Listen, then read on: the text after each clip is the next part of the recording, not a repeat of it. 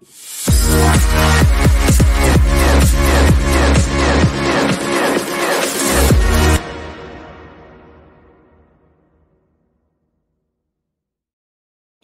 this is Victoria Campisi with 1851 Franchise, and today I'm here with Daniel Stein of Adaptive Fitness. Thanks so much for joining us today, Daniel. Thanks for having me, Victoria.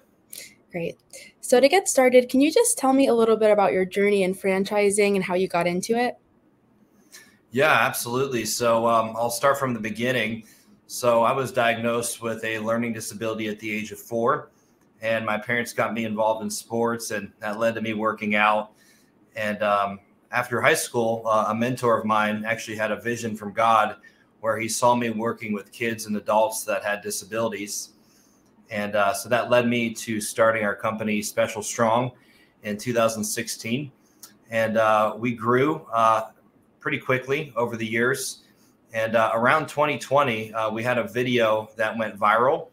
We had over 150 million views on this particular video of a young man actually walking for the first time in 8 years through our services. And that was a big moment. And so we started seeing a global need for our services. And that's actually when we started looking into different ways where we could expand our business.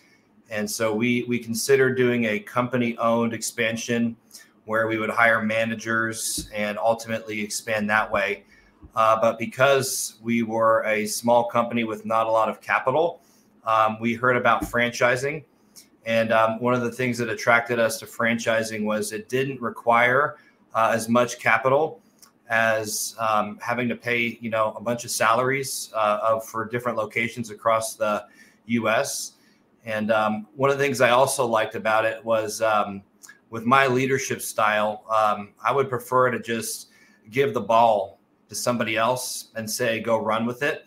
I don't like managing employees. That's not something that I enjoy doing. I have to do it, now to an extent. But if I had company-owned outlets, I would have to manage a lot more employees, and that's not my leadership style, and that's not really a desire that I have. Mm-hmm. Great.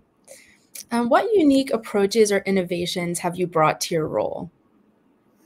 Yeah, absolutely. I think there's been a lot of different, just unique things that we've brought into the role of being a franchisor. I think one of the things that really makes us different that we focus on, in my role as a CEO, is we're obsessed with core values.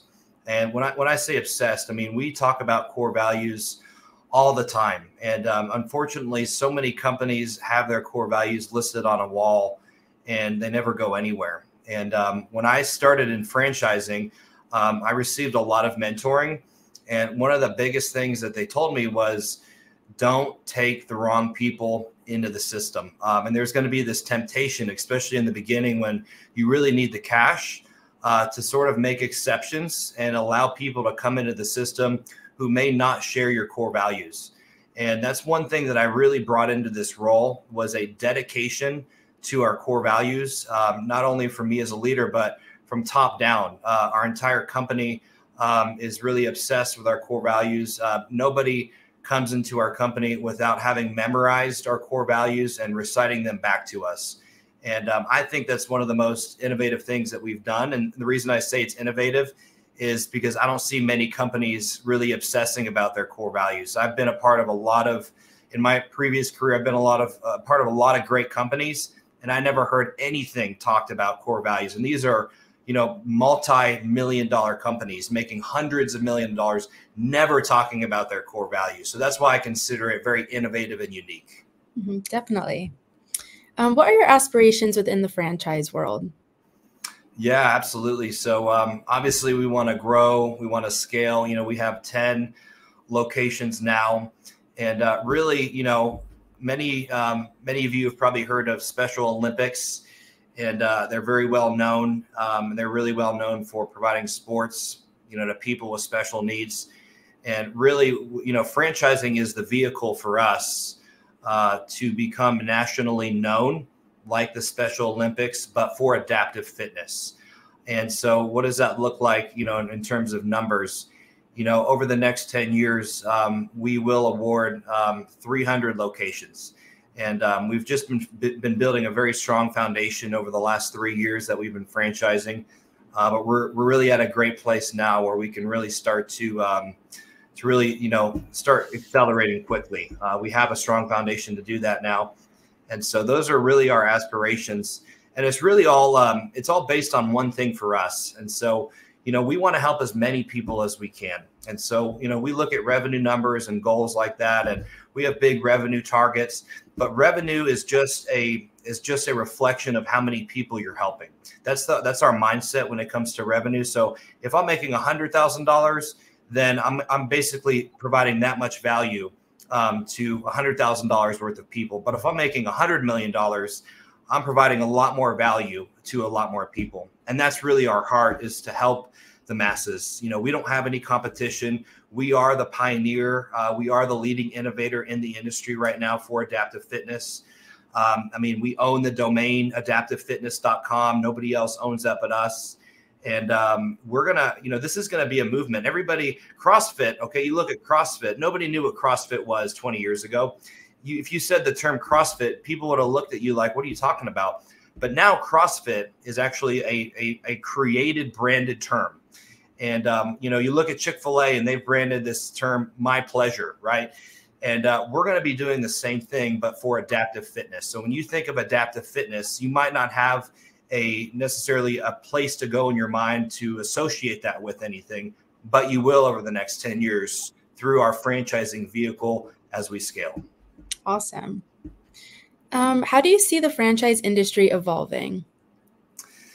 Yeah, I think the one of the biggest opportunities in the franchising industry, we're very much a niche brand. And one of the things that I've seen in the franchising industry is the niche brands do the best. And, you look at like the gym industry. Okay. So the last thing we need is another gym franchise opening up. That's just like every other gym out there. And so really one of the ways that I see franchising evolving is a lot more niche brands, a lot more innovation. Instead of just bringing the same thing to the table with a different brand name, what I see happening is a lot more niche brands. Great. And what advice would you give to your younger self? Yeah, this is a tough one for me. This is something that I still have to remind myself. And I believe it's Dan Sullivan, who's an incredible leader, coach, consultant. And he's got this principle called gap or gain. And so one of the things that I struggle with, and I especially struggled with in my early years, was I was always focused on the gap. So you look at where you are today, and then you look 10 years ahead. And I'm a visionary, so I'm always looking ahead. And I'm looking 10 years ahead, and I see this huge gap of where I am today and where I'd like to be in 10 years. And I get discouraged, I get upset. And one of the reasons I get upset is because like, how are we going to get there? And are we going to get there? And I feel like sometimes it feels like we're so far away from being on track to getting there. And one of the things that I've learned over the years, and I wish I would have done this as a younger entrepreneur, is to focus on the gain, not the gap. And so when you focus on the gain, instead of focusing on the gap of, your lack or where you want to be, you're focused on who you're becoming in the process. And so even if I don't hit my goals over the next 10 years, who have I become as a man of character, as a man of God? Who have I become over those 10 years, during that journey? And it really changes the perspective because, one of the most important things, maybe the most important things that you have is your character and your integrity. Okay, that's at the end of the day, when you die, people aren't going to remember, your business. They're going to remember your character and your integrity and who you were. And those are actually the things that are developed during that gain process. And if we miss that, which is what I did for so long, we miss out on the journey. We miss out on everything that has been done inside of us and through us. And we just focus more on what we don't have. And so that would be my advice, because I did that a lot in the beginning. I still do it now, not as bad. It's a thinking process that has to change over time, but I've gotten a lot better about it, and it's the advice that I would give my younger self.